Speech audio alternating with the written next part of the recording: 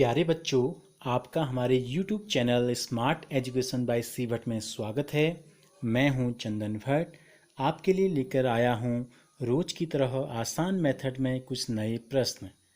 अगर आपने अभी तक हमारे चैनल को सब्सक्राइब नहीं किया है तो प्लीज़ चैनल को सब्सक्राइब कर बेल आइकन पर क्लिक कर ऑल के ऑप्शन पर क्लिक कर लें ताकि वीडियो अपलोड होते ही आपको सूचना प्राप्त हो जाए। तीसरा जो प्रश्न है, दीवार के सहारे उसके पैर कुछ दूरी पर टिकाकर 15 मीटर लंबी एक सीढ़ी भूमि से 12 मीटर ऊंचाई पर स्थित खिड़की तक पहुंच जाती है। तो दीवार से सीढ़ी के पैर की दूरी हमें ज्ञात करनी है। तो हमको एक चित्र भी दिया गया है प्रश्न के साथ में। देखो, ये एक दीवार है, ठीक है, और ये है ज़मीन।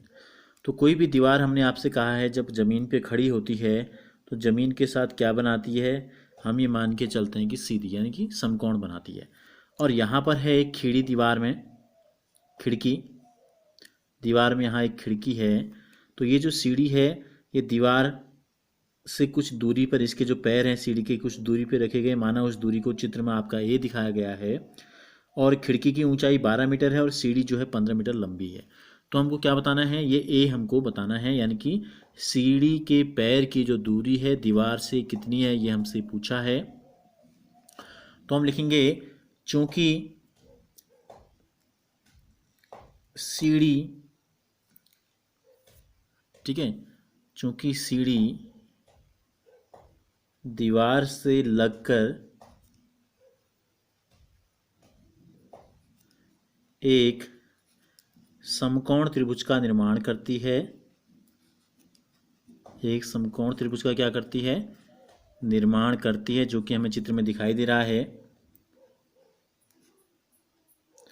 तो इस समकोण त्रिभुज का अगर हम कुछ नाम ले लें, ठीक है, अगर इसको ए ले लें, इस बिंदु को बी ले लें और इस बिंदु को हम ले लें सी ले लें टॉप को, तो हम लिखेंगे इसलिए समकोण त्रिभुज, समकोण त्रिभुज ए बी सी में कौन सा प्रमेय हम लागू करते हैं, हम लागू करते हैं पाइथागोरस प्रमेय।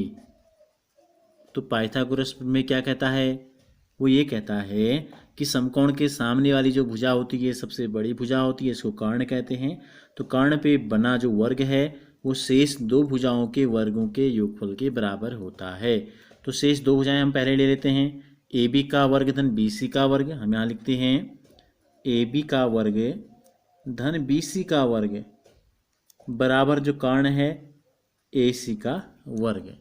बी सी ए बी का मान हमको पता है ए है, जो कि हमको ज्ञात करना है। तो ए की घात 2, बी सी का वर्ग कितना है, 12 का वर्ग हो गया, 12 की घात 2, ए सी है 15, तो ये हो गया 15 की घात 2। तो ए की घात 2, ए की घात 2 ही रहा। 12 की घात 2 का मतलब होता है 12 को 2 बार गुणा करना है, और 15 की घात 2 का मतलब भी होता है कि 15 को 2 बार गुणा करना है।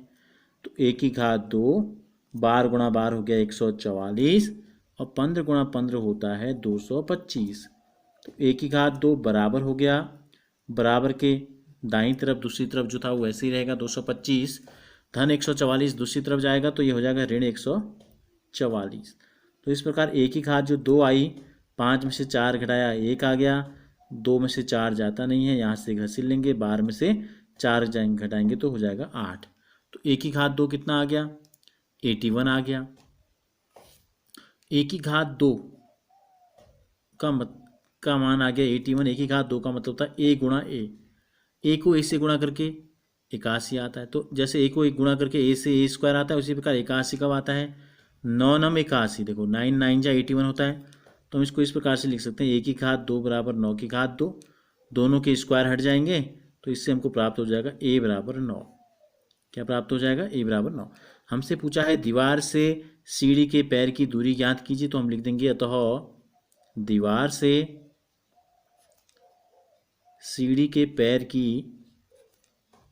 दूरी जो है वो हमको प्राप्त हो गई 9 मीटर।